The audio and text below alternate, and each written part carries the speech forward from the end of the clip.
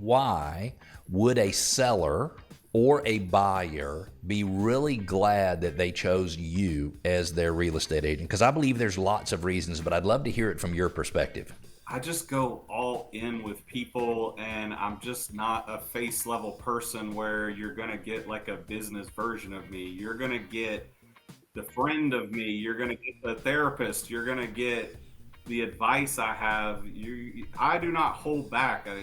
Just like you're saying, you went into business with me. I feel like we're a family now. When I go in with a client, we're a family at that point almost, and by the end, I still have clients from when I started that I'm watching their pit bull while they go on a vacation next week. You know what I mean? So All I right. have relationships that I've dug down Yeah. deep into those people's families and done eight or It's 10 deals with one family and things like It's that. very personal to you. And my guess is, based on what I've seen, that when problems pop up, and there are problems, you're not the kind to stick your head in the ground. You get in there, you get in the mud with them, because half the battle in a real estate transaction are all the emotions that go on among the buyer side and the seller side.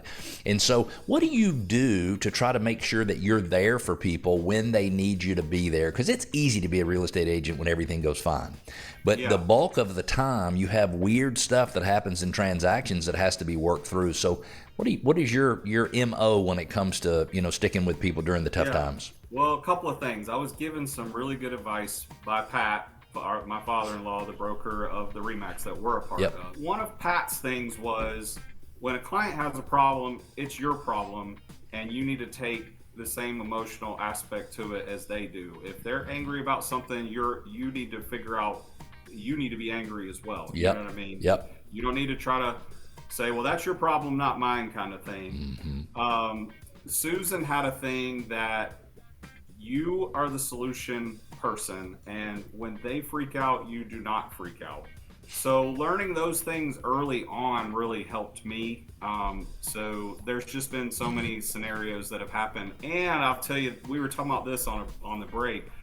I've had agents on the other side of the transaction fall apart on me. Things get tougher and tougher, problems come up, and I've had other agents basically throwing their hands up and saying, I don't know what to do at this point, or I don't want to do this anymore, kind of thing. And now I'm holding the bag for both sides of the Everybody. transaction to get it to the closing. And I have been able to get out of those scenarios and get things to closings. Do you remember a particular transaction where you close it either on the seller side or the buyer side, where you're sitting there at closing and you just almost got overwhelmed by the positive feelings of helping someone who just truly needed your help? Do you have an example? I mean, I have one. It was the biggest deal I ever did. Since we've been a team, the mansion that I did out in Alpharetta, Yep. the couple was in their 90s, and that they had not been able to keep up with the house. Right. And I ended up selling it to, you may know, she's pretty private, but I'll describe it in a way of, it was a real estate person who owned a real estate company Right. and sold the real estate company to a larger company Right. and had a windfall level of money. Yep. And that's who I was dealing with on the other side of the Oh, transaction, okay. was somebody like stratosphere Yeah. real estate person. And there was some tough negotiation moments on the phone with her, and then there was helping 90-year-old people get everything out of a mansion and into another home. And literally things like me helping load people into the car with their walkers and things to get to the closing, and personally overseeing every little detail.